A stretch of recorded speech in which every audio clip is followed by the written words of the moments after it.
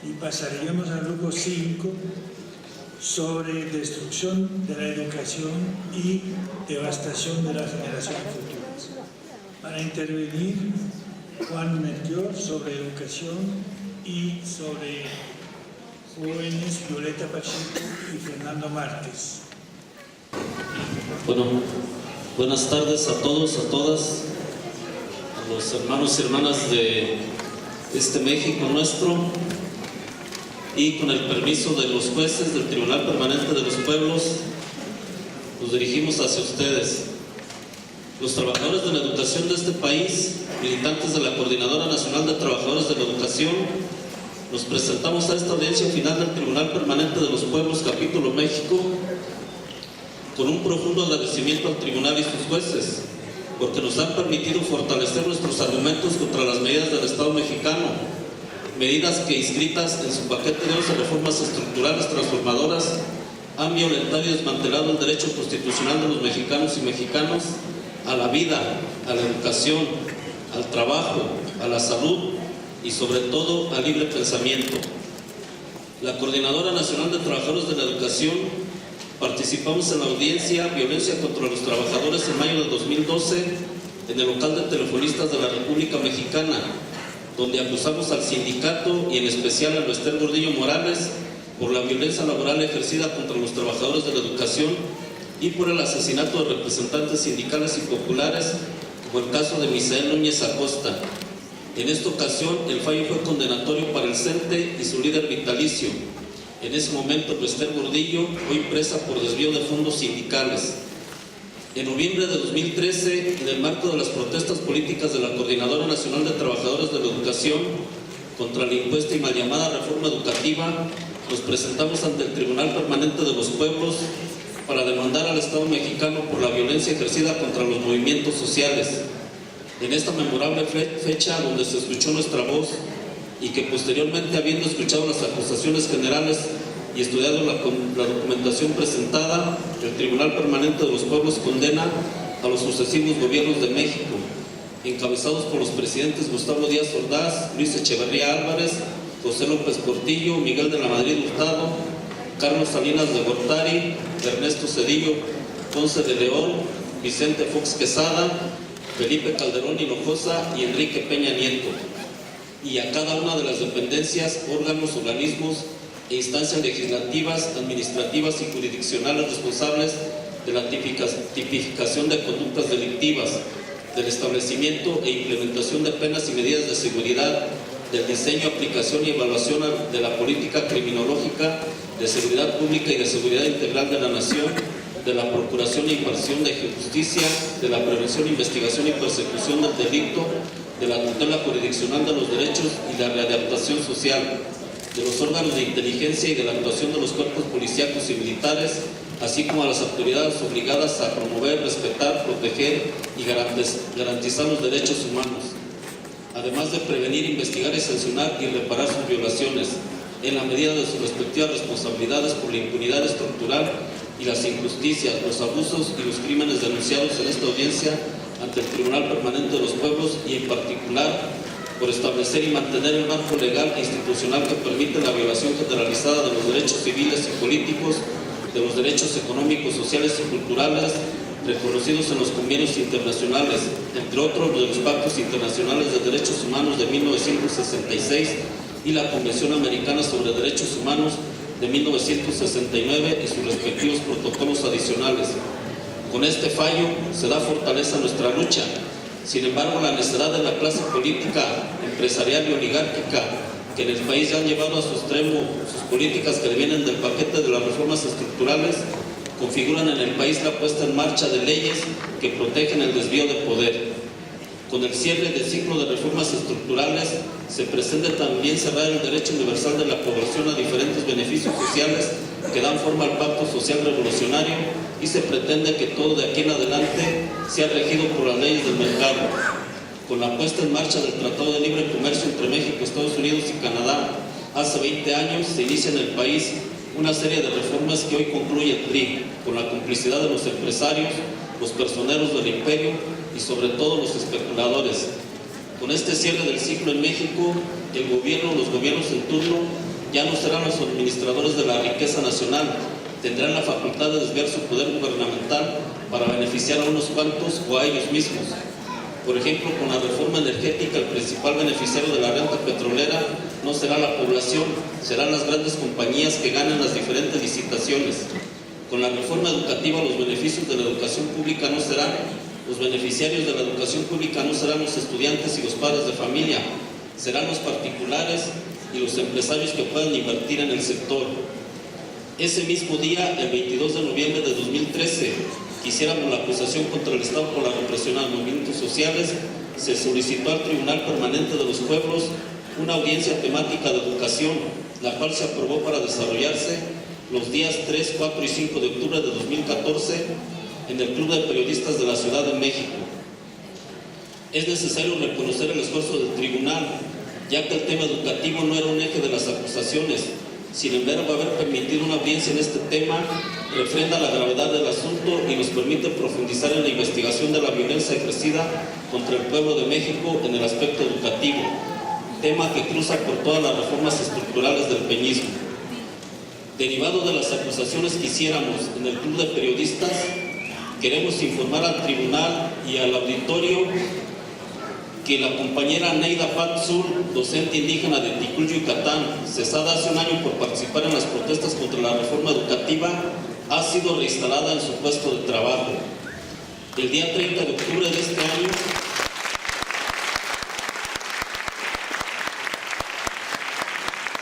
la compañera ha firmado un documento con el gobierno del estado de Yucatán para su reinserción en el puesto laboral y gozará del pago de sus salarios caídos. La digna resistencia de la compañera, la férrea determinación de la CENTE y la visibilización del problema que se hace posible a través del tribunal nos da este triunfo. En la audiencia temática de educación, aunque la participación fue muy representativa de los sectores de la población como secciones sindicales de la CENTE, Coordinadora Nacional de Padres, Madres y Tutores de Familia, normalistas de Ayotzinapa, Guerrero, Tiripetío, Cherán y Arteaga de Michoacán, de colectivos estudiantiles y académicos de la Universidad Nacional Autónoma de México, de compañeros cesados de Puebla, de Veracruz, de Yucatán, de docentes indígenas de Veracruz y Quintana Roo, de familiares de presos políticos, de colonos del Estado de México. Y aunque la CENTE es la voz de los trabajadores de la educación del país, que disentimos de las políticas del Sindicato Nacional de Trabajadores de la Educación y que disentimos también de las políticas de este Estado mexicano, y aunque no haya estado en esta audiencia la totalidad de los estados de la República que se movilizaron contra las reformas, pudimos hacer las acusaciones sobre los funcionarios o personajes que promueven y ejecutan las políticas que violentan a la educación pública a nivel nacional. En esta audiencia, en la que durante 2 días se escuchó la voz de los agraviados y se sustentó en las acusaciones por escrito, los motivos para seguir con nuestra lucha, el fallo y la condena a los diferentes órdenes de gobierno, las recomendaciones que se hacen desde este tribunal a las autoridades y a otras instituciones nacionales e internacionales han sido y serán parte de nuestras demandas y justos reclamos. Sin embargo, la lucha es ardua y difícil. En 2 años de gobierno priista, donde se impone Enrique Peña Nieto por medio del fraude electoral, de la compra y coacción del voto, con la complicidad de los partidos políticos en un pacto totalmente popular, el desmantelamiento del país y la destrucción del tejido se ejecutan a través de 11 reformas estructurales. Estas reformas han sumido al país en un estado de emergencia, pero también en un alto índice de inconformidad y organización popular. Sin duda, la reforma que más resistencia ha encontrado es la reforma educativa, no solo por la resistencia y lucha de la Coordinadora Nacional de Trabajadores de la Educación, sino porque es la reforma que cruza todas las demás. La reforma educativa no solo es laboral y administrativa, también es la reforma que pretende consolidar esta nueva etapa de colonialismo. Los planes y programas educativos basados en el desarrollo de competencias y habilidades acentúan el individualismo y abandonan el trabajo colectivo y solidario. En el caso de la educación básica, la introducción de las tecnologías pretende desarrollar competencias digitales a través de las computadoras y la multimedia. El aula virtual, donde la máquina sustituye al docente, deshumanizando el proceso educativo y robando la interacción entre seres humanos, es la propuesta de esta reforma. A partir de la reforma educativa serán los tutoriales los que desplacen a los docentes de carrera. La nueva forma de contratación por medio del Instituto Nacional de Evaluación Educativa será para técnicos, técnicos en preescolar, técnicos en primaria, técnicos en educación física, técnicos en educación artística, además de los libros de texto llenos de faltas de ortografía que se entregaron este año a las escuelas públicas y que están llenos de actividades que reclaman el uso del internet y las máquinas. Ya los alumnos no investigan en museos, en ruinas arqueológicas o con personas de la comunidad. En concordancia con esto será la evaluación de corte mercantil, donde se evaluará de manera estandarizada tanto a alumnos como a trabajadores y se reforzará la visión individualista, la ley del mercado y sobre todo se irá subsumiendo a la población a un estado de aceptación de las políticas públicas contrarias a la humanidad, es decir, un colonialismo asistido desde la escuela pública. La batalla ha sido constante. En 2012 derrotamos su propuesta de evaluación estándar y punitiva mediante los amparos contra la evaluación universal y con la decidida movilización de los trabajadores de la educación. De la integración de amparos y movilización en el Supremo Tribunal tuvo que aceptar que la evaluación no sería elemento principal para procesos laborales o de programas de carrera magisterial. En diciembre de 2012 y durante todo 2013 enfrentamos la reforma constitucional a los artículos 3 y 73 que nuevamente insertan a la evaluación como un elemento principal para el ingreso, la permanencia y la promoción en el servicio educativo. En este periodo logramos importantes avances. Nos erigimos como el único interlocutor válido de los trabajadores de la educación ante las autoridades federales y con los gobiernos estatales. Sostuvimos la estabilidad laboral y la relación bilateral y en varios estados de la República logramos nuevamente la asignación de plaza automática para los egresados de las normales públicas. Este año nuevamente somos el único interlocutor de los trabajadores de la educación y aún a pesar de los acuerdos de la Conferencia Nacional de Gobernadores CONAGO, hemos tenido mesas de negociación con la Federación y en las entidades, con importantes avances que manifiestan en los hechos el fracaso de la reforma educativa. En este periodo nuevamente derrotamos su propuesta de evaluación, tanto que Chaufet en junio de 2013 declaró que está en veremos la posibilidad de la Evaluación Nacional del Logro Académico en centros escolares, mejor conocida como enlace, y advirtió que dicha prueba podría desaparecer. Los señalamientos del funcionario fueron secundados por la Junta de Gobierno del Instituto Nacional para la Evaluación de la Educación, INE. Asimismo, la evaluación que se aplicaría a los docentes en 2014 fue trasladada a 2015 debido a la inconformidad generalizada del magisterio y a la nula propuesta del INE, otro fracaso de la mal llamada reforma educativa. Pero sin duda el mayor fracaso de la reforma educativa es en el terreno de lo pedagógico. Son los libros de texto que, de paso vale decir, su elaboración es exclusiva de la Secretaría de Educación Pública. Nunca se consulta a los trabajadores de las diferentes regiones del país. En mayo de este año, la Academia de la Lengua recomienda a la SEP diseñar un nuevo plan de estudios tras encontrar no solo errores ortográficos, sino de contenido en los textos, y remarca que algunos textos ponen énfasis en la memoria, o sea, en proporcionar a los educandos una información a la que tienen acceso sin problema por otros medios como el Internet. En el caso concreto de los libros de exploración de la naturaleza, es cualquier cosa menos un proceso real de exploración que debieran poner en práctica la curiosidad, dijo el director de la Academia. En el caso de la lengua española se pone el acento en habilidades menores, como acelerar el acto de la lectura para que un niño sea capaz de leer más palabras por minuto, pero no se insiste en la comprensión de lo leído, menos aún en el placer de proporcionar la lectura. Estos elementos tangibles del fracaso de la reforma nos obligan a seguir con nuestra lucha por la defensa de la educación como un derecho universal y humano y por supuesto por la demanda de un programa de educación tal como lo necesitamos los mexicanos y mexicanas, construidos desde los actores de la educación y no desde instituciones de gobierno que nada saben del proceso educativo. La resistencia a esta y las otras reformas han obligado al Estado a retroceder en algunas partes, pero siendo estas reformas todas ellas de carácter económico y parte de los acuerdos comerciales de México con otros países, el gobierno de Peña Nieto y sus funcionarios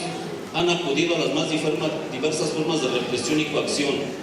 Los despidos de trabajadores, los encarcelamientos, la represión administrativa y judicial ya no le bastaron al Estado mexicano para contener la inconformidad y la organización.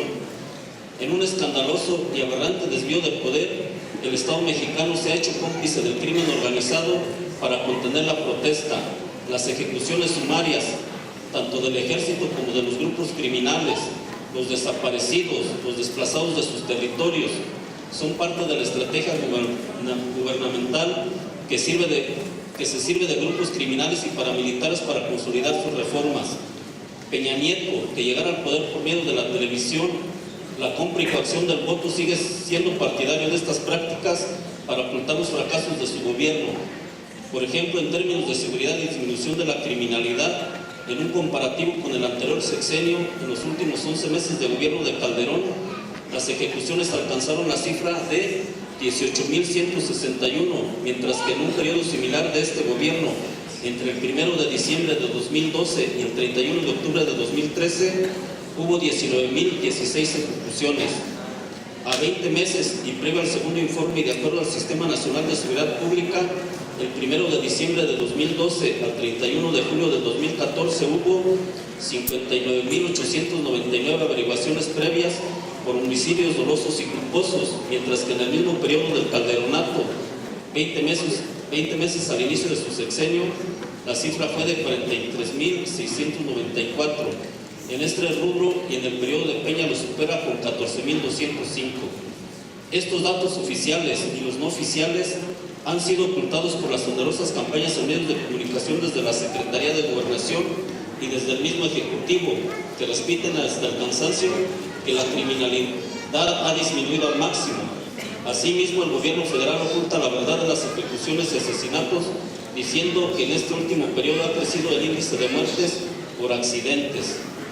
Este panorama de inseguridad y la percepción de los mexicanos sobre el desempleo y el nulo crecimiento de la economía son otros síntomas del fracaso de este gobierno. En la estrategia de contener la resistencia y organización del Estado mexicano,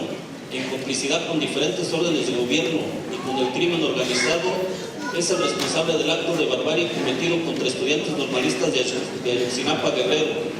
El asesinato de 3 y el secuestro de 43 más han puesto en la mirada nacional e internacional el desvío de poder y el fracaso del gobierno, que se sostiene con campañas mediáticas y con el uso de la fuerza. A 46 días sin saber dónde están nuestros compañeros normalistas, a 46 días sin castigo a los responsables intelectuales y materiales de las ejecuciones extrajudiciales, a 46 días el sentir es que hay una inoperancia y una incapacidad de los diferentes órdenes de gobierno. Sin embargo, lo que se esconde en todo este silencio de Estado es la complicidad del gobierno con los grupos de la delincuencia y los grupos paramilitares que siempre se han utilizado para callar la oposición. Pero lejos de estas relaciones crimen-Estado, lo que se pone de relieve en el caso de Iguala es que todo el país es un Iguala a escala mayor. Las cosas en Tamaulipas y en otros puntos del país que se venían justificando era la consecuencia de guerras entre delincuentes. El mismo caso de Tlatlaya, donde el ejército aplicó pena de muerte, se le cae al gobierno como argumento. El gobierno federal hoy tiene el problema de cómo presentar a nuestros 43 compañeros. Claro que no los puede de ninguna manera acusar de delincuentes y mucho menos de tener nexos con los cárteles que gobiernan el país. Otro problema mayúsculo que enfrenta el gobierno federal es que la atrocidad, la masacre, este crimen de Estado es de conocimiento mundial. La revista inglesa The Economics dice que las atrocidades registradas en Iguala muestran lo lejos que está México de ser un país de leyes y ponen de relieve que se necesitan leyes y orden tanto como las reformas económicas para modernizar el país. En un artículo denominado Cuando el crimen se sale de control dice: México se ha convulsionado por el secuestro de 43 normalistas en Iguala, presuntamente por la policía municipal. El área es un campo de asesinatos, con fosas masivas esparcidas y tensiones altas. Peña Nieto ve caerse en el país y sin embargo insiste en sus campañas publicitarias, lo mismo que hacen sus funcionarios y los partidos políticos. La masacre de Iguala, al igual que la permanencia del Tribunal Permanente de los Pueblos en este país, han hecho visible ante la comunidad internacional la verdadera realidad que vive México. El país que tenía más de 2,000 empresas estatales y que gracias al Tratado de Libre Comercio hoy son propiedad privada. El país donde el gobierno ha concesionado la mitad del territorio a empresas mineras extranjeras que contaminan y destruyen los ecosistemas. el país donde el gobierno no genera esquemas de trabajo digno y que trae como consecuencia la migración más grande del planeta a otros países, principalmente Estados Unidos, el país con los salarios más bajos y los servicios más caros del mundo. La masacre de Iguala nos ha enseñado que las desapariciones forzadas, las ejecuciones extrajudiciales, la corrupción y la pobreza no son fenómenos naturales, sino que son consecuencia de las reformas estructurales y de la necesidad del gobierno de entregar al país sus vastos recursos naturales a los nuevos colonizadores. La nueva etapa de lucha de la Coordinadora Nacional de Trabajadores de la Educación en defensa de la educación pública, en defensa de nuestros derechos laborales y humanos, gracias al tribunal y a los fallos emitidos en sus diferentes dictámenes, encontrarán nuevos argumentos y nuevas interacciones con otras luchas. El clamor general de las últimas movilizaciones en torno a Ayotzinapa es la presentación con vida de los estudiantes secuestrados y el castigo a los responsables de los asesinatos, pero también lo es la demanda de renuncia de Peña Nieto. También las demandas nos harán encontrarnos. En los últimos 46 días de este aciago 2014, la sociedad mexicana se ha convencido que las instituciones de gobierno, la clase política, los grandes empresarios, los poderes del Estado, legisladores y el Poder Judicial no son capaces de gobernar este país lleno de riqueza natural y cultural y que el pueblo por sí mismo puede autogobernarse. La lucha de la Coordinadora Nacional de Trabajadores de la Educación por democratizar el sindicato, la educación y el país reviste mayor importancia en estos momentos coyunturales.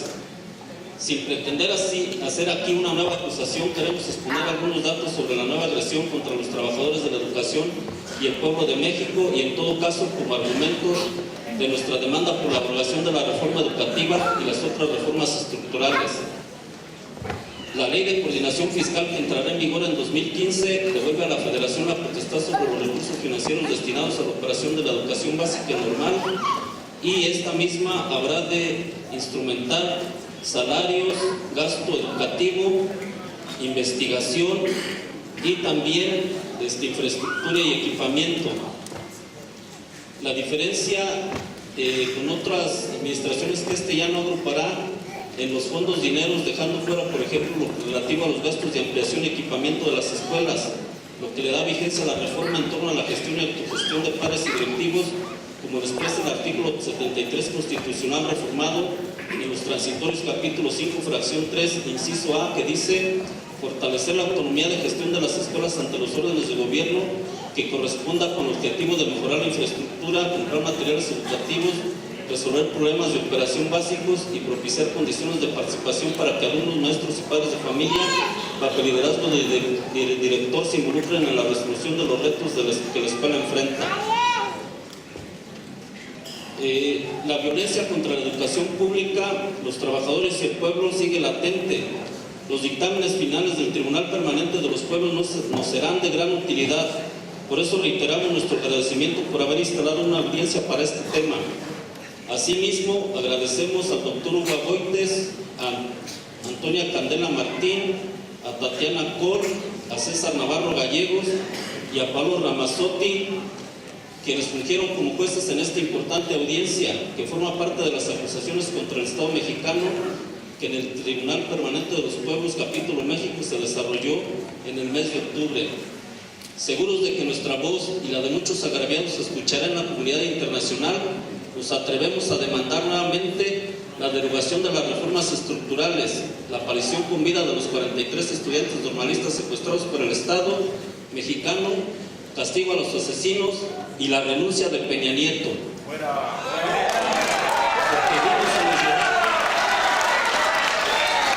Porque vivos se nos llevaron, vivos nos queremos. Unidos y organizados venceremos. Coordinadora Nacional de Trabajadores de la Educación, México, Distrito Federal, a 12 de noviembre de 2014. Muchas gracias.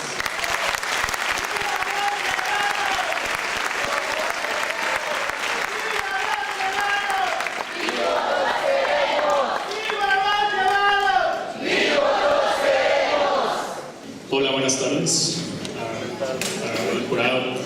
al público. Bien, vamos a iniciar. Audiencia tras temática sobre destrucción de la juventud y las generaciones futuras. Durante los días 8, 9 y 10 de noviembre del presente año, nos reunimos en el Museo de la Ciudad de México para celebrar la audiencia transtemática sobre destrucción de la juventud y generaciones futuras. El jurado estuvo integrado por Graciela Daleo, de Argentina, Marcelo Díaz Cacañolo, de Brasil, Daniel Jiménez Cacho, de México, Carlos Martín Beristain, del País Vasco, y Gianni Dugnoni, de Italia. A lo largo de 2 días se presentaron 70 testimonios provenientes de 22 estados del país, agrupados en 8 ejes. En dicha audiencia denunciamos un crimen general cometido por un Estado en su conjunto contra la juventud. La acusación se organizó en 3 grandes bloques, conformados por 8 ejes temáticos. El primer bloque, integrado por los ejes negación y exclusión de la juventud en la política, democracia y libertades democráticas. El eje 2, violencia económica y material contra la juventud. Eje 3, exclusión, destrucción e imposición cultural, educativa y comunicacional contra la juventud. Estos 3 ejes buscaron analizar la generalidad del sistema como base sobre la cual se sostiene la forma específica de dominación criminal, el entramado básico y específico que adquiere la forma civilizatoria de la cual estamos partiendo, según la Declaración de Argel en sus secciones segunda a cuarta. El segundo bloque estuvo conformado por los ejes: cuarto, expulsión de las y los jóvenes del campo y destrucción del campo y de la identidad indígena para las generaciones futuras. Eje 5, urbanización y libre comercio contra la juventud y las generaciones futuras, lo cual se refiere al metabolismo básico que determina las especificidades territoriales en las que se expresan y chocan las contradicciones agrupadas en el primer bloque y que se desarrollan en los espacios básicos donde opera la vida social de la juventud y la sociedad en general. El tercer bloque, integrado por los ejes 6, crisis de la salud de la juventud mexicana y destrucción del ambiente para las generaciones futuras. El eje 7, juventud, feminicidio y violencia de género. Y el eje 8, juvenicidio y guerra contra la juventud. Estos últimos corresponden a las contradicciones más evidentes en el choque que se da entre el campo y la ciudad del segundo bloque y bajo el entramado de lo político, económico y cultural del primer bloque. Con esta organización de ejes y bloques se intentó reforzar el carácter estructural del exterminio de la juventud, insistiendo en que las formas más cruentes, aparentemente las únicas, no son excepciones, sino el resultado de otras formas y dimensiones de un mismo delito contra esta generación en específico. La formulación de la acusación se dio a partir de una construcción que avanzó en 2 sentidos, como un proceso en que los sujetos agraviados tratamos de desentrañar la lógica de la destrucción que se aplica en nuestra contra y al mismo tiempo al pensar colectivamente en las grandes afrentas, necesidades y capacidades negadas a la juventud. Encontramos en ellas inscritas nuestras vidas y luchas particulares. Lo que presentamos es apenas una muestra del punto de partida y la puerta de una realidad ignominiosa y es al mismo tiempo un breve hueco por donde se asoma la esperanza. La audiencia fue gestionada en un inicio por Jóvenes ante la Emergencia Nacional, una articulación de varias decenas de organizaciones con presencia en unos 15 estados del país. El proceso fue creciendo y más de 30 organizaciones se sumaron. También participaron los padres, madres, hermanos y hermanas, familiares, amigos y amigas de quienes han asesinado o han desaparecido. Documentamos 74 casos, redactamos una acusación general y entregamos un trabajo cartográfico que expone la violencia en contra de la juventud. Se expresaron las voces diversas de jóvenes de distintos estados del país. Sin embargo, esto fue apenas una muestra de toda la violencia en contra de la juventud y las generaciones futuras. Las y los jóvenes de México somos la parte más agraviada de la nación destruida, del suelo ocupado. Somos la generación que nació con el libre comercio, la última generación joven del país. Somos las secuelas y vestigios de lo que el neoliberalismo aún no ha barrido. Somos el presente al que se le niega el pasado y se le cierra toda posibilidad de futuro. Somos las generaciones pasadas de un futuro que amenaza con no existir, las generaciones futuras de un pasado liquidado. Somos las y los jóvenes de México, las y los condenados de la patria. Justificación de la acusación. Durante el proceso del Tribunal Permanente de los Pueblos, capítulo México, se denunció, a través de muchas voces, la destrucción del país por el libre comercio. De las denuncias destacan que las principales víctimas de la guerra sucia, como la violencia, impunidad y falta de acceso a la justicia, son jóvenes, que la mayor parte de mujeres asesinadas y las víctimas de violencia de género son jóvenes. La juventud es también la más violentada en lo que respecta al trabajo, la precarización, el desempleo y la superexplotación. Las y los jóvenes son quienes más se ven obligados a migrar y quienes más padecen el desplazamiento forzado. La violencia en el campo, la destrucción del maíz, la expulsión de la población originaria y los daños a la vida por la pérdida de la soberanía alimentaria se sufren de manera especial y mayoritariamente en la juventud, a la cual se le niega sobre todo su derecho a la vida en el campo y se le quiebra su relación con ese medio y con el maíz, grano fundamental de la civilización. La desinformación y la censura, como elemento necesario para sostener la dominación del libre comercio, operan determinando principalmente a la población joven, misma población que resulta la más afectada por el desmantelamiento de la educación. De esta historia reciente, que en parte es la historia del trabajo del TPP capítulo México, es que derivó, como consecuencia lógica, que ese sujeto en plena gestación debía ser parte de este proceso, que aquellas víctimas nacidas en el libre comercio requerían, en este ejercicio de justicia del TPP, pasar de ser objetos de derecho a sujetos de justicia, porque en la crisis histórica tan profunda que vive nuestro país, el exterminio de la juventud no responde a una falla del sistema, responde a una política de Estado reiterada, sostenida, sistemática y creciente que busca con el exterminio de la juventud hacer el sacrificio excedentario de una parte de la población a fin de huir hacia adelante, frente a los obstáculos y límites, aumentando y densificando los niveles actuales de sujeción, despojo, explotación y miseria de las grandes mayorías de este país. Este sacrificio ha sido gestionado desde décadas pasadas transaccionalmente por el Estado de manera sistemática e intencionada, en especial haciendo un uso perverso de distintos instrumentos de medición y cálculo de población que determinan cómo enriquecerse a partir de la juventud vista como bono demográfico y tomando en cuenta que nuestro país está en su pico de población joven. Han construido un entramado político, jurídico, cultural y económico para explicar a la juventud, para extirpar a la juventud de su energía vital en la totalidad del proceso de reproducción social, al mismo tiempo que se deslindan y renuncian a atender las necesidades que esta población joven reclamará en un futuro. Si bien no podemos definir exactamente lo que será de las sociedades en el futuro, las tendencias y procesos sociales que hoy vemos nos obligan a actuar desde ahora. Para nosotros y nosotras, la audiencia sobre destrucción de la juventud y las generaciones futuras no es el punto de llegada. Creemos que el trabajo de investigación y el diagnóstico derivado de nuestra audiencia marcará la pauta para la construcción de una especie de programa. La hoja de ruta que habremos de seguir para desmontar los agravios y refundar estas tierras, una contribución a la tarea emancipatoria que hoy coloca en una encrucijada a la humanidad. Es importante mencionar que la audiencia transtemática sobre destrucción de la juventud y las generaciones futuras no es una audiencia que se haya planeado desde el ingreso del TPP a México.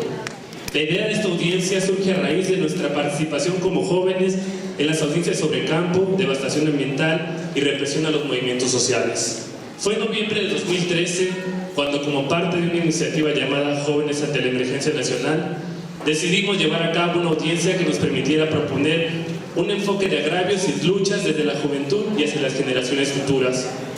El proceso, que duró un año de construcción, constó de diferentes etapas: aprendizaje de lo que es el TPP, discusión de la necesidad de acudir a esta instancia de carácter ético,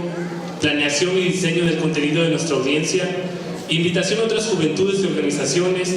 talleres para documentar los casos que reflejaran los crímenes o agravios, elaboración de ejes teóricos que formaron parte de la acusación general,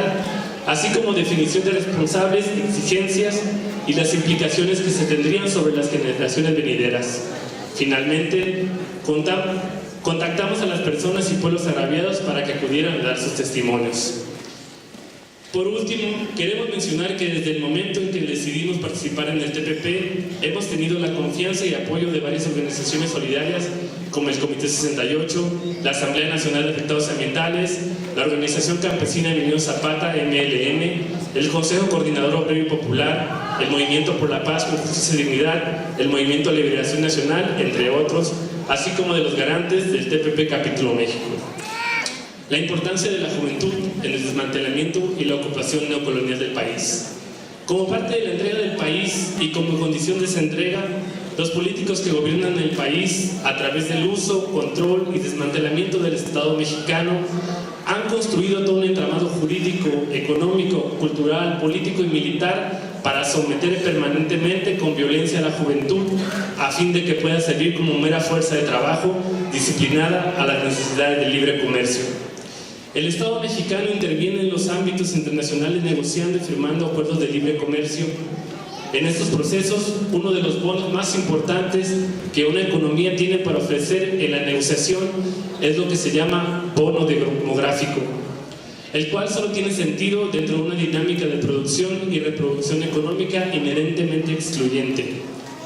México tiene una economía subordinada a la lógica de la economía mundial, esto es, que posee poco o nulo margen de maniobra para determinar las características estructurales de esa lógica. Esta dinámica estructural de subordinación se ve agravada por la implementación de acuerdos de libre comercio. El caso de la economía mexicana es paradigmático en ese sentido, en vista de los múltiples tratados de este tipo que ha firmado. Aunque históricamente México se ha caracterizado por ser una economía subordinada, los mecanismos de su subordinación fueron profundizados después de la puesta en vigencia del Tratado de Libre Comercio de América del Norte en 1994. Este tratado generó, aceleró y agudizó la desindustrialización nacional y la destrucción del campo. Estos procesos conducen a la exclusión de amplios sectores de la población que no pueden subsistir de la labor agrícola, siendo forzada a migrar a la ciudad, en donde por el avance de la tecnificación y la creciente sobrepoblación también los condena al desempleo o a la sobreexplotación laboral. Esa gran parte de la población se ve obligada a vivir en la informalidad, marginalidad, a migrar o a entrar en la economía criminal. Que los defensores del libre comercio presenten esa población sobrante como un bono demográfico, como un beneficio al momento de negociar los acuerdos de libre comercio, solo demuestra cuánto la lógica y el discurso económico mercantil trata al ser humano como un objeto variable de ajuste para la dinámica de los negocios y de la economía. En estos días se quedó demostrado que gran parte de esa población sobrante indefensa está compuesta por nosotros los jóvenes. Del total de desempleados a nivel nacional, que suma 2.6 millones de personas, 1.5 se encuentra en la franja entre los 14 y 29 años de edad, es decir, el 56% son jóvenes. Aunado a esto, la juventud tampoco tiene educación de calidad, pues eso también sigue el curso de mercantilización, y tampoco tienen dónde vivir dignamente a raíz de la especulación inmobiliaria que encarece la vivienda y los alquileres. El bono demográfico ofrecido como algo a ser negociado en los tratados es un elemento más de expropiación. Está compuesto en gran parte por la juventud mexicana, que es ofrecida como mano de obra barata para ser súper explotada en condiciones de trabajo cada vez más precarizadas por los capitales nacionales e internacionales que se benefician de esta dinámica, llegando a situaciones de verdadera esclavitud. El concepto sobre el ataque a la juventud como feminicidio es una manera de denunciar la dimensión del horror que se concentra en nosotros, las y los jóvenes de México y globalmente en el futuro, como prácticas de carácter generalizado y no ocasionales en muy diferentes sectores sociales, comunitarios o étnicos. Ahora hablaremos de los casos presentados en esta audiencia. La tergiversación, la criminalización, la provocación y la violencia son empleadas para anular las protestas y negar toda posibilidad al pueblo para autodeterminarse.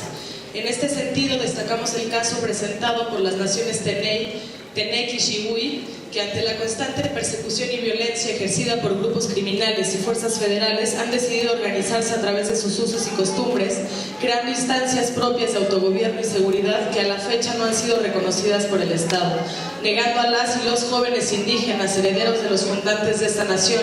sus derechos políticos y la posibilidad de garantizar a las generaciones futuras una vida libre de violencia, o los los casos de represión a los estudiantes de las escuelas normales rurales por considerarse centros de desestabilización política y social. También sobresale el caso de caciquismo en la comunidad Nuevo Santiago Tutla, Oaxaca, en el que los jóvenes denuncian el desplazamiento forzado de cientos de familias, los secuestros y amenazas perpetrados por los caciques de la región como medio para la dominación y control territorial, y los casos de criminalización de la juventud y disolución violenta de manifestaciones por elementos de la Policía Federal Preventiva y el Cuerpo de Granaderos en el Distrito Federal, denunciados por el COJUD, Causa y GEN, que desde 2012 han cobrado la vida de una persona y provocado la detención arbitraria de más de 124 jóvenes. Las generaciones jóvenes han sido para el Estado mexicano solo una forma de transferencia de ganancias y riquezas. En México a las y los jóvenes se nos utiliza como mano de obra barata, entregando la fuerza de trabajo más amplia y productiva del país para servir a las ganancias de las grandes multinacionales y no para el desarrollo del país, dando como resultado la expulsión masiva de jóvenes como fuerza de trabajo ilegal en Estados Unidos y como empleados con trabajos precarios en el campo o en las ciudades, como se dejó ver en los testimonios del albergue Hermanos en el Camino de Ixtepec, Oaxaca, y el albergue 72 de Tenosique, Tabasco, donde jóvenes migrantes son secuestrados, convirtiéndolos en meras mercancías, despojándolos de sus derechos. Esta violencia económica también es contra la niñez, como se pudo observar en el testimonio de la guardería ABC, donde la seguridad social de las familias fue vista por el Estado mexicano como mero objeto de ganancia, quitándole la vida a 49 niñas y niños. El uso de la juventud como un elemento de competitividad mundial para los políticos mexicanos equivale a reducir las necesidades vitales de la juventud a los elementos mínimos que les permitan sobrevivir para ir a emplearse en las empresas que han sido atraídas a México por la ventaja comparativa de ofrecer una mano de obra altamente calificada a un precio muy bajo. La destrucción de la vida campesina que se ha impuesto a través de la liberalización del sector agrícola tiene el doble propósito de facilitar la apropiación de recursos naturales y liberar mano de obra precarizada, de la cual la parte mayoritaria es joven. Del despojo del territorio para la extracción intensiva de recursos dan cuenta los jóvenes que resisten a la expulsión de sus territorios nativos por la imposición de megaproyectos, como denuncian los testimonios de las y los jóvenes de Chicomucelo, Chiapas, que luchan contra la minera Blackfire. Asimismo, las y los jóvenes del colectivo Caracol Psicosocial de Palos Altos, Jalisco, y los jóvenes de la Coordinadora de Pueblos en Defensa del Río Atoyac, Veracruz, denuncian la destrucción de la salud, denuncian la imposición del monocultivo como sistema único de producción para satisfacer las necesidades de la agroindustria, lo que ha provocado graves problemas a su salud, a la soberanía alimentaria, además de causar la contaminación del ambiente y en general la precarización de la vida en el campo. Los testimonios de las y los jóvenes del Consejo Coordinador Obrero Popular de Durango sobre la marginación y criminalización de la juventud en su ciudad, así como de la negación al derecho a una vivienda digna, evidencian la degradación de la vida de las y los jóvenes en la ciudad, la falta de claridad y justificación en la emisión de declaratorias de necesidad, concursos para el otorgamiento de títulos de concesión a la inversión privada y los procesos de legitimación para la devastación ambiental son mecanismos constantes en todos los casos presentados, particularmente en el caso de destrucción y despojo de territorios urbanos populares por el proyecto Autopista Urbano Oriente en la Ciudad de México. El Telecán ha empeorado las condiciones de salud, en particular de la niñez y la juventud, por medio de la imposición de megaproyectos en todo el territorio nacional, así como por el fomento de nuevos patrones de alimentación y formas culturales que se adecúan a las necesidades del mercado. Es así que de forma considerable se incrementa la incidencia de diversas enfermedades, así como la aparición de nuevas. Es decir, las condiciones de vida se están deteriorando a un ritmo tan acelerado que la esperanza de vida para las futuras generaciones se puede ver reducida drásticamente. Ejemplo de esto es el testimonio de los jóvenes de Rafael Delgado, Veracruz, a los que les impusieron una antena de celular que a largo plazo causará graves afectaciones a su salud, o el testimonio de la joven Fernanda Tomasini, quien junto con millones de niñas, niños y jóvenes sufren las graves consecuencias de una mala alimentación. Otra faceta más de la guerra contra la juventud se expresa en las violencias de género, auspiciadas, simuladas u omitidas por el Estado mexicano, como son la trata con fines de explotación laboral o sexual, que afecta principalmente a niñas, niños, adolescentes y mujeres jóvenes, la ausencia de mecanismos que garanticen el cumplimiento de los derechos sexuales y reproductivos de la juventud, el abuso sexual, la violencia obstétrica y la mortalidad materna. Asimismo, las expresiones más agudas de la violencia estructural se encuentran en el feminicidio y las desapariciones forzadas. Los casos de feminicidio como el de Malinali Saucedo Valdés en Michoacán, las desapariciones forzadas como la de Pamela Portillo Hernández en Chihuahua y la violación sexual y revictimización hacia Yaquiri Rubio. Además, se niega a las y los jóvenes la libertad en el ejercicio de la vida, del amor, la familia, la sexualidad, el matrimonio y la felicidad.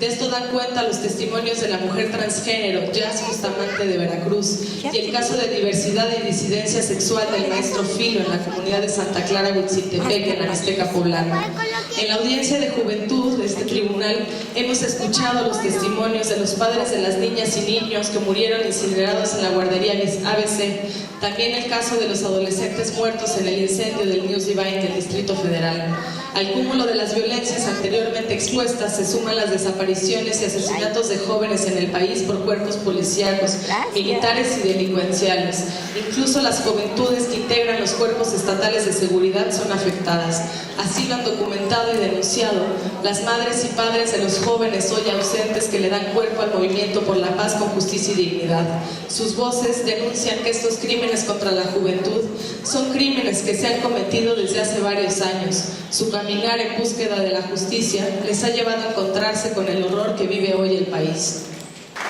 Esta audiencia fue para nosotras y nosotros un compromiso y esfuerzo por apelar a las necesidades generales, para organizarnos y pelear por cambiar la destrucción de nuestras vidas, del país y de las condiciones de vida que deseamos heredarle a las generaciones que están por venir. Nos hemos centrado en la juventud no para aislarnos de otras personas, sino porque nos interesa hablar de quienes somos actualmente la parte mayoritaria del país en la que se condensa la sujeción más violenta del libre comercio y por ende donde pueden surgir posibilidades radicales de cambio. Al denunciar ante el Tribunal Permanente de los Pueblos, capítulo México, la destrucción de la juventud, estamos denunciando la destrucción del país a través de una guerra terrorista que le da cuerpo a México como nación y es generalizada contra toda la población. Las expresiones de esta guerra denunciadas desde nuestras propias voces, desde las palabras de las y los jóvenes de México, de manera general son las siguientes: homicidio, encarcelamiento y desaparición de jóvenes, tanto por cuestiones políticas como por la llamada guerra contra el narco. Desempleo, estigmatización como ninis, imposición de un sistema basado en la competencia, desplazamiento forzado por precarización de las condiciones de vida tanto en el campo como en la ciudad, liquidación de nuestra integridad física y psicológica a través de trabajos inhumanos, así como la incorporación forzada a la economía criminal o la prostitución infantil y juvenil. Destruir a la juventud significa aniquilar el acumulado histórico de luchas de las generaciones pasadas. Destruir a la juventud significa negar una patria digna para las generaciones futuras. Destruir a la juventud significa hoy la negación de la vida y la afirmación del proyecto de muerte. El proyecto de muerte opera hoy en México con una dictadura cívico-militar. Es parte del neoliberalismo más destructivo que ha existido en el planeta. Y el Estado mexicano en su conjunto es uno de los más salvajes ejecutores en el mundo entero. Cada día que pasa, en México se cierran las posibilidades de futuro. Nosotras y nosotros vivimos en un presente amenazado con desaparecer. No queremos que como juventud se nos considere como el futuro de México, porque nuestro objetivo no es para otro momento, sino para el ahora. Estamos peleando hoy, porque si no lo hacemos, no habrá futuro para nadie. Bajo esta perspectiva, asumimos como una cuestión central echar abajo a quienes hoy dominan y gobiernan el país, a partir de contribuir a la organización de un alzamiento civil y popular que frene el desastre y siente las primeras bases para la reconstrucción de la nación. Es por eso que para nosotras y nosotras, ante este tribunal, es el preludio como un primer aporte al necesario proceso de una constituyente ciudadana y popular que encarne las necesidades y capacidades generales de todas y todos los excluidos, oprimidos, dominados y explotados de México. Entonces pasaríamos al último grupo de este día, el sexto, que es la violencia en la comunicación.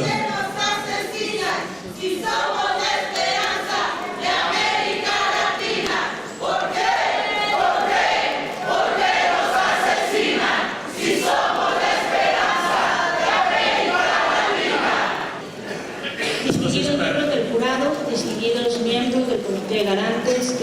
queridos compañeros de la Plataforma Social del Capítulo México del Tribunal Permanente de los Pueblos,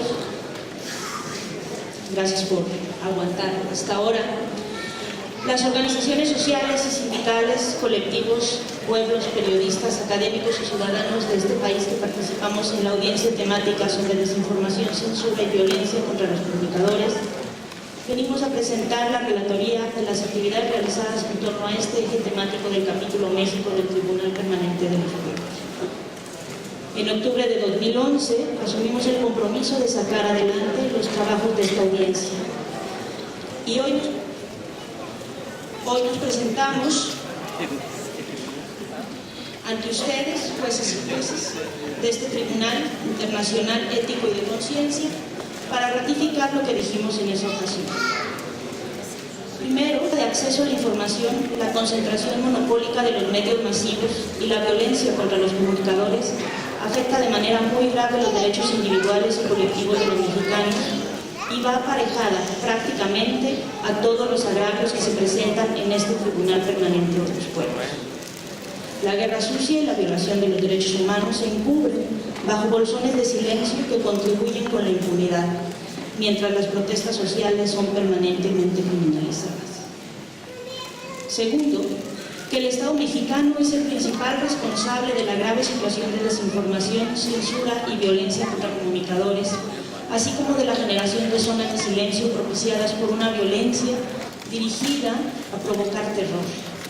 ya que al desviar sus poderes económicos y políticos para garantizar los intereses de empresas privadas sobre la función social propia de la información, viola los derechos de libertad de expresión y acceso a la información de la ciudadanía y propicia la violencia contra periodistas y trabajadores de la comunicación, múltiples formas de menosprecio y discriminación comunicativa contra las radios comunitarias, medios libres y mujeres comunicadoras, así como los agravios contra la privacidad en Internet. Tercero, que el Estado mexicano, en su afán por asegurar el lucro ilimitado de corporaciones privadas, reprime, obstaculiza y niega sistemáticamente el derecho fundamental de los pueblos a la libertad de expresión y acceso a la información y mantiene una política de simulación con la creación de marcos jurídicos que aparentemente responden a las necesidades de las audiencias, pero que en la realidad no se cumplen o mantienen los privilegios de unos sectores. El equipo de trabajo que promovió esta audiencia sobre desinformación, censura y violencia contra los comunicadores partió del principio de que la libertad de expresión no se restringe a la capacidad que poseen ciertos grupos privilegiados de difundir su pensamiento y opinión sobre el resto de la sociedad. La comunicación no se limita al campo de la información y de los medios de comunicación, sino que remite al espacio de la creación de una comunidad. La libertad, cuando se habla de comunicación, no puede restringirse a una concepción mediática de la libertad de expresión. La libertad de comunicación es un derecho de los pueblos que excede al ámbito de lo público estatal y que jamás puede quedar reducida a un ejercicio privado y comercial. Partimos de la base de que la libertad de información representa la posibilidad efectiva y real de toda persona de investigar, recibir, producir y difundir información de toda índole a través de cualquier procedimiento o medio de su elección, y que para ello es indispensable la plena garantía del derecho a la información.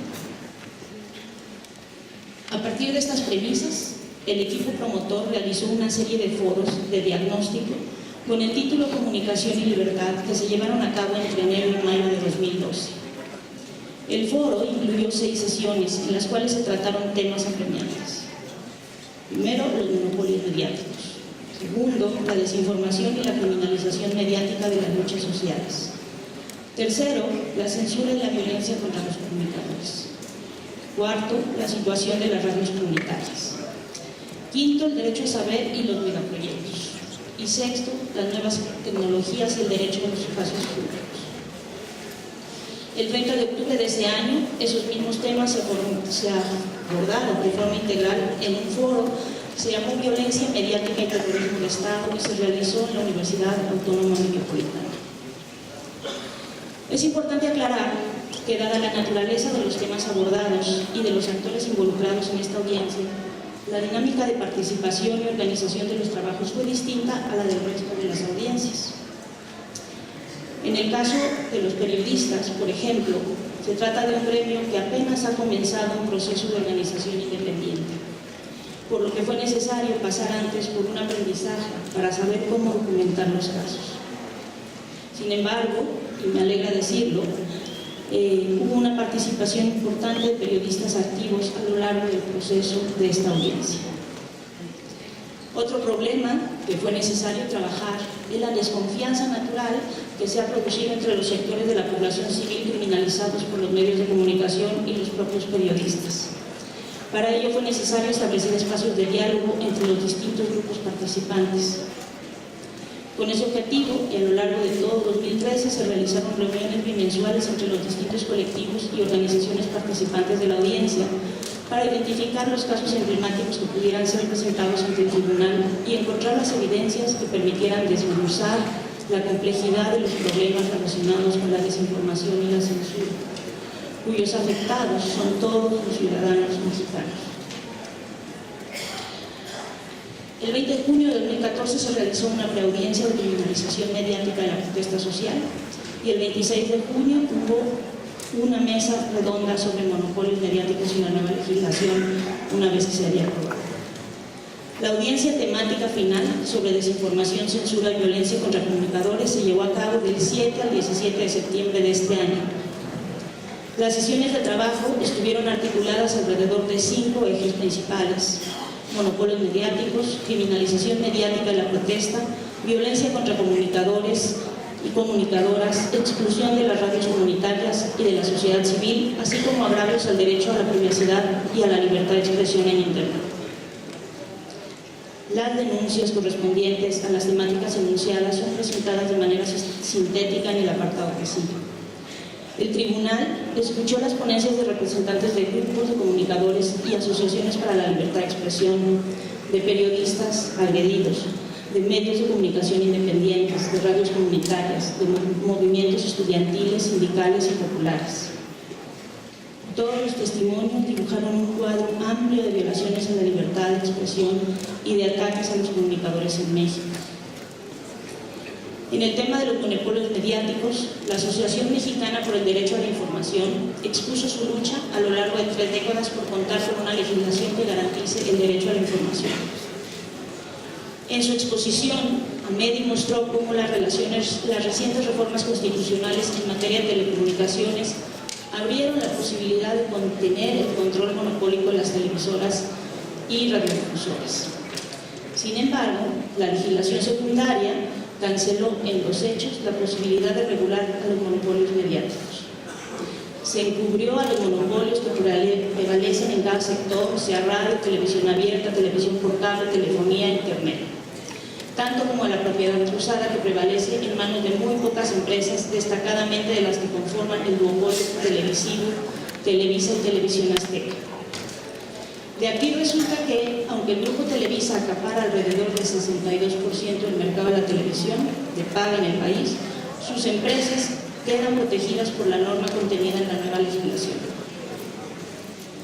Las reformas aprobadas en el verano de 2014 contravienen varios puntos relevantes que se introdujeron previamente en el texto constitucional. En primer lugar, la Constitución establece los derechos de las audiencias, pero en la ley secundaria no existe ningún mecanismo para hacerlos valer y protegerlos. Simplemente los sujeta a los códigos de ética de los propios concesionarios. En segundo lugar, se limitaron las atribuciones del órgano regulador, el Instituto Federal de Telecomunicaciones, que debiera ser autónomo. En tercer lugar, la ley omite la regulación de los medios públicos que, según el texto constitucional, deberían contar con independencia editorial, autonomía de gestión financiera, garantías de participación ciudadana, reglas claras para la transparencia y rendición de cuentas, defensa de sus contenidos. opciones de financiamiento, pleno acceso a tecnologías y reglas para la expresión de diversidades ideológicas, étnicas y culturales. Nada de eso ocurre. Debido a ello, consideramos que el Estado solo simuló un cambio en las legislaciones para, en realidad, mantener los privilegios de los monopolios. En el curso de las audiencias, el tribunal escuchó también a los representantes de la iniciativa Yo Soy 132, un vasto movimiento ciudadano protagonizado principalmente por jóvenes, enfocado en la libertad de expresión y la democratización de los medios de comunicación en el país. Este movimiento denunció en 2012 lo que llamaron la imposición mediática del entonces candidato del PRI a la presidencia, Enrique Peña Nieto. Los representantes de Yo Soy 132 ilustraron el papel de los grandes medios de difusión televisiva en la construcción de una opinión pública favorable al candidato mucho antes que el proceso electoral comenzara, cuando Peña Nieto era gobernador del Estado de México. Informaron de un convenio entre el candidato y Televisa para promover su figura. Dieron ejemplos de lo que definen como una descarada manipulación mediática a lo largo del proceso electoral, denunciando un claro respaldo de Televisa y TV Azteca, o sea, los integrantes de este duopolio que domina México, a la candidatura de Enrique Peña Nieto. El movimiento también ofreció una argumentada crítica a la reforma de telecomunicaciones por considerarla insuficiente y ajena a su demanda principal, que era la democratización de la comunicación en el país. La criminalización mediática de los movimientos ciudadanos fue ilustrada por varias ponencias ante el tribunal. Es el caso del movimiento del Frente de Pueblos en Defensa de la Tierra de San Salvador Atenco. Se oponen ellos a la construcción de un nuevo aeropuerto para la Ciudad de México en sus terrenos. La propuesta presidencial del nuevo aeropuerto fue presentada en 2001 y acompañada por una campaña a favor del aeropuerto en los medios de comunicación hegemónicos, que omitieron presentar el punto de vista de la población local, que nunca tuvo oportunidad de expresar sus razones. Cuando finalmente los medios tomaron nota del conflicto que se estaba produciendo en 2006, coincidieron en descalificar al movimiento con epítetos como macheteros, vándalos, chantajistas, manipuladores, desestabilizadores, intransigentes e ignorantes, opuestos al progreso y al desarrollo. Las imágenes presentadas en los periódicos relataron en su mayoría únicamente los hechos de violencia, pero omitieron los contextos, causas y actores de los mismos, el verdadero origen del conflicto, aunque a veces en páginas anteriores aparecían algunas voces. Un video realizado por periodistas independientes fue presentado en el tribunal y permitió ilustrar el prejuicio común de los medios televisivos, radiofónicos y escritos. En ocasión de un enfrentamiento en las calles de San Salvador Atenco, en mayo del 2006, el documental presenta a comentaristas televisivos que califican como una vergüenza las protestas e instan directamente a que la policía termine con ellas y las reprima. Imágenes descontextualizadas de pobladores agrediendo a un policía fueron repetidas incesantemente por las grandes cadenas televisivas, ocultando lo que había sucedido antes y los demás acontecimientos de esas horas: allanamientos, detenciones arbitrarias, golpizas, abusos y vejaciones fueron omitidos, así como las responsabilidades. En ningún momento dieron voz a los protagonistas de las protestas. Las cadenas televisivas se erigieron en ese 2006 en un tribunal mediático que inculpó a los pobladores y exigió el castigo en un tono que reclamaba más bien venganza en lugar de justicia legal. Otro ejemplo de criminalización mediática fue ilustrado por representantes del Sindicato Mexicano de Electricistas, que contaron ante el tribunal los hechos que llevaron a la liquidación forzada de la compañía estatal Luz y Fuerza del Centro, dedicada a la producción y distribución de energía eléctrica en estados del centro de México. Estos hechos fueron acompañados por una campaña mediática en contra del sindicato, creando en la ciudadanía una opinión favorable a la disolución de la compañía y al despido de 42,000 trabajadores. Durante el conflicto, algunos medios continuaron con una sistemática difamación y criminalización de los trabajadores de la compañía, acusando a su sindicato de corrupción y de defender privilegios, de ser causa de un enorme dispendio de recursos públicos y de las altas tarifas de la energía eléctrica, en lo que constituía un discurso de odio y una guerra sucia contra los trabajadores y su sindicato, señalaron los declarantes. Por otro lado, destacaron un ocultamiento de información al no revelar que estaba en juego la privatización de la red de fibra óptica de la compañía de Luz y Fuerza del Centro, que de esa forma pasó ilegalmente a la Comisión Federal de Electricidad, la cual la entregó a empresas privadas transnacionales. En este caso, la representación tendenciosa y falsa de los hechos por parte de los medios de comunicación comerciales no solo criminalizó a un movimiento social, sino que fue instrumento para propiciar decisiones políticas como la privatización de un bien público y que beneficiaban a las mismas cadenas televisivas. Otro caso que se presentó en la audiencia final fue el movimiento MAS 131. Ellos mostraron cómo se tergiversó la información en ciertos medios de la prensa y televisión cuando el entonces candidato a la presidencia, Enrique Peña Nieto, fue abucheado en su visita a la Universidad Iberoamericana. Otros casos expuestos ante el tribunal coincidieron en describir una situación gravísima de violencia y de intimidación en contra de los comunicadores en México. La organización Artículo 19 informó que durante 2013 se registraron y se documentaron 330 agresiones contra periodistas. Ese fue el año con más agresiones documentadas desde 2007. Durante la administración del presidente Enrique Peña Nieto, 7 periodistas han sido asesinados en el desempeño de su actividad profesional. Además, aumentaron las agresiones a periodistas en contextos de protestas sociales. Otros datos perturbadores que se escucharon en el tribunal son que en 6 de cada 10 casos donde se identificó al perpetrador de agresiones a comunicadores se trataba de funcionarios de poderes públicos, en muchos casos de fuerzas policíacas. Además, la impunidad es la constante. En 95% de los casos los responsables no son perseguidos y la Fiscalía que atiende estos casos ha resuelto en 8 años solo un caso. El tribunal atendió relatos de casos emblemáticos presentados por periodistas del estado de Veracruz. Uno de esos casos es el asesinato de la periodista Regina Martínez Pérez en Jalapa, que fue tratado por las autoridades como robo o delito pasional y sin que en ningún momento las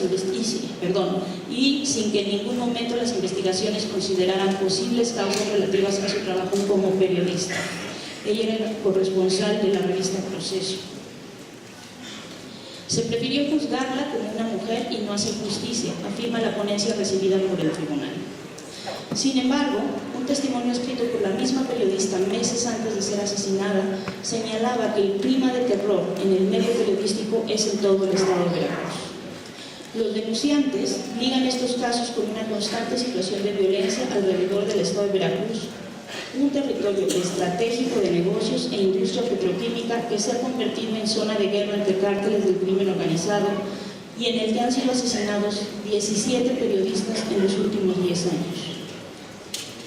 También señala la vulnerabilidad de los periodistas, que se ve acentuada por una situación laboral muy precaria que afecta a un número considerable de los informadores,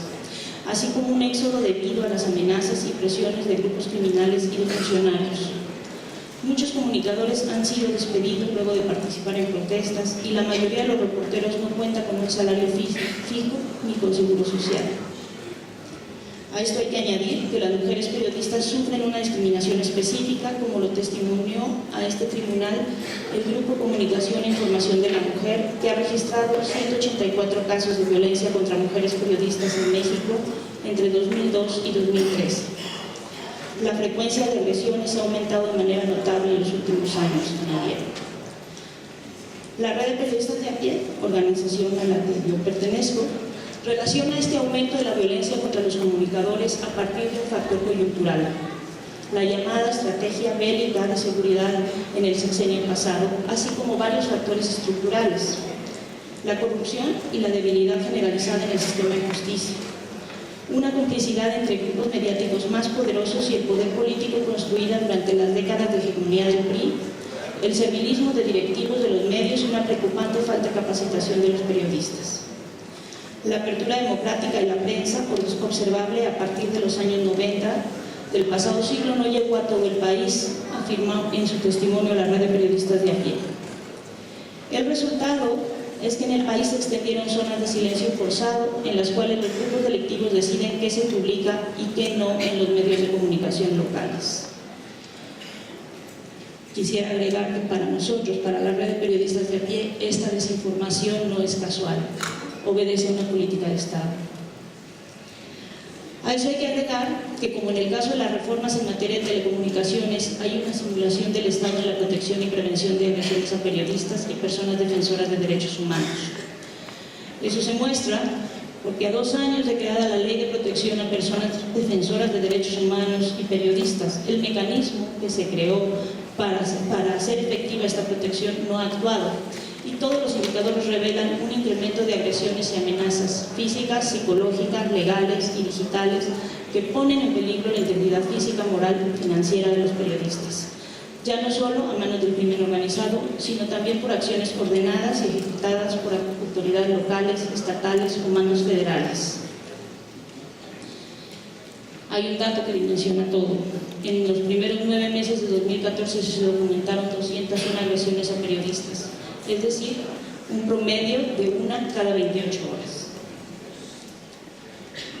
Completa este cuadro de ataque a los comunicadores y a la libertad de expresión la discriminación sufrida por las radios comunitarias y en general por el conjunto de los medios comunitarios y de interés social. La Oficina Mexicana de la Asociación Mundial de Radios Comunitarias señaló a este tribunal la importancia de contar con mecanismos claros y equitativos para la adjudicación de frecuencias radiofónicas, así como garantizar a la comunicación comunitaria y popular mecanismos de sostenibilidad económica. Sin embargo, hoy la asignación de concesiones sigue mecanismos discrecionales. La ley confina a los medios sociales a sobrevivir en altas bandas de frecuencias, FM, un verdadero gueto radioeléctrico, señalaron tras denunciar que persiste la criminalización de quienes abren una radio sin permiso. El tribunal escuchó el caso de la radio Tierra y Libertad, testimoniado por uno de los protagonistas de esta empresa social. La radio nació en 2001 en el marco de un movimiento social de trabajadores y pobladores surgido en los años 70 en la ciudad de Monterrey, Nuevo León. Numerosos intentos de solicitud de un permiso de radiodifusión fueron vanos, contó el representante de la emisora Tierra y Libertad. Este tribunal escuchó un vívido testimonio de cómo una noche de abril de 2008 la policía irrumpió en la comunidad y después de forzar la puerta de la radio con mazos, secuestró los equipos de transmisión mientras la población local protestaba en una situación de tensión muy alta. A los pocos días, 2 líderes de la comunidad fueron denunciados por uso ilegal de señal sin concesión. El procedimiento judicial llegó hasta la Suprema Corte de Justicia. ¿Por qué permitir la única radio comunitaria en Nuevo León? No le gustaba el hecho de que existiera una voz fuera de control del poder, apuntó el testimonio. ¿Por qué perseguir la única radio comunitaria en Nuevo León? La radio era un espacio para hablar de problemas de interés de la comunidad, temas sociales, educación, ayuda entre los vecinos, incluido un espacio para la población indígena en su propia lengua. Finalmente, Radio Tierra y Libertad fue autorizada a emitir con solo 22 watts de potencia, lo que no permite alcanzar más que una zona reducida de la comunidad. Los promotores de Radio Tierra y Libertad llevaron su caso a la Comisión Interamericana de Derechos Humanos. Mientras limitan a las radios comunitarias, expresión de comunidades locales con finalidades sociales, una batalla decisiva se está desarrollando en la vanguardia de las tecnologías comunicativas. En juego está el control de Internet y de la telefonía móvil, así como la acumulación y comercialización de las ingentes masas de datos que estos acumulan. El testimonio de la directora de la Asociación Mexicana del Derecho a la Información, Primavera Telles, ilustró la situación existente en México en materia de protección de la privacidad de los ciudadanos. La Ley de Telecomunicaciones en vigor en el país desde el pasado julio de 2014 otorga al Estado un control masivo sobre los servicios de Internet y acaba con la neutralidad de la red, sujetando a criterios de mercado la gestión del tráfico. Los casos presentados en esta audiencia llevaron a los jueces a plantear que los testimonios de personas y organizaciones agraviadas dejaron en claro que la relación entre el poder político y medios de comunicación se sustenta en una suerte de simbiosis orientada al control, manipulación, sometimiento de una gran parte de la sociedad mexicana que solo en contados casos ejerce su derecho a informarse oportuna, veraz y acertadamente de lo que ocurre en el país y en el mundo. La extremada concentración de los medios de comunicación en unas cuantas manos, 2 empresas televisivas nacionales y 13 familias que controlan la radio en todo el país, por ejemplo, propicia la sistemática violación del derecho a la información y de la libertad de expresión. El 92% de las señales televisivas está en manos de este duopolio televisivo, que además maneja publicaciones impresas, editoriales, casas productoras, portales de internet, servicios telefónicos, televisión por cable y vía satélite, casinos, bancos, casas de préstamos, en el curso de una actividad mercantil ligada a muchas otras empresas de cualidad financiera y bursátil. De los hechos expuestos, testimonios y pruebas presentadas los 2 días previos a la audiencia, se desprende la violación de diversos derechos fundamentales contenidos en la Constitución Política de los Estados Unidos Mexicanos, así como en múltiples instrumentos jurídicos regionales e internacionales relativos a la comunicación, la información y los derechos de los comunicadores y periodistas. El dictamen de los jueces de esta audiencia hizo hincapié sobre un aspecto importante: la mercantilización de la esfera de la comunicación en el país, que le ha arrebatado de forma dramática su naturaleza de servicio público a los medios de comunicación, despojando a los ciudadanos y ciudadanas de su cualidad de usuarios participantes de un servicio y convirtiéndolos en meros objetos de negocio sujetos a los intereses de las compañías mediáticas.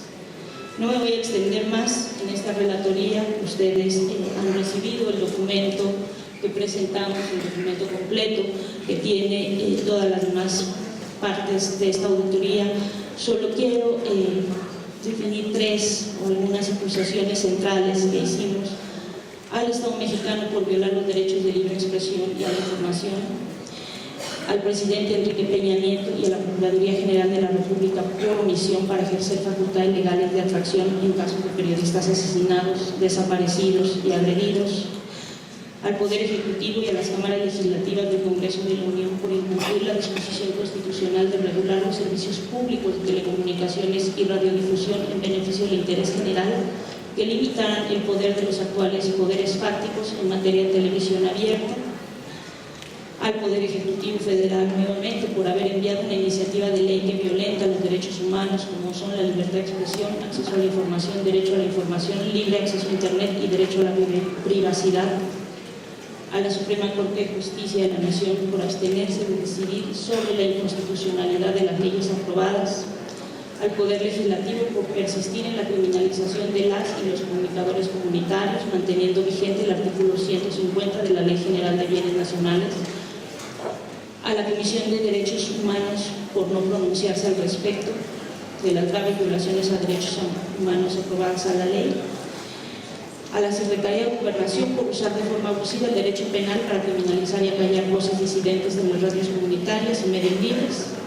al monopolio mediático de las cadenas de televisión, Televisa y Televisión Azteca, y a la Organización Editorial Mexicana y al Grupo Milenio por criminalizar la protesta social y cancelar el derecho a la información y a la libertad de expresión a través de la mentira, de la tergiversación, de ocultar la información, de no otorgar el derecho de réplica, de generar campañas de linchamiento en contra de los comunicadores, de movimientos sociales y los sindicatos, por orquestar junto con los gobiernos municipales, estatales y federales una estrategia de legitimación de la represión que ha implicado violaciones severas a los derechos humanos. Finalmente pedimos a ustedes, miembros del jurado del Tribunal Permanente de los Pueblos, que reciban nuestra acusación, se solidaricen con nuestra lucha y atiendan en la medida de sus capacidades nuestra demanda de justicia. De manera especial pedimos al Tribunal que nos ayude a visibilizar la grave situación de desinformación que padecemos todas las y los mexicanos. Muchas gracias. Buenas noches, gracias por la presentación de la información y la relatoría sobre la audiencia. Yo tengo tres preguntas para complementar lo que ya está en la documentación, ¿no? Una es conocida desde hace tiempo la situación especialmente de la violencia contra los comunicadores y los periodistas en México. Ha habido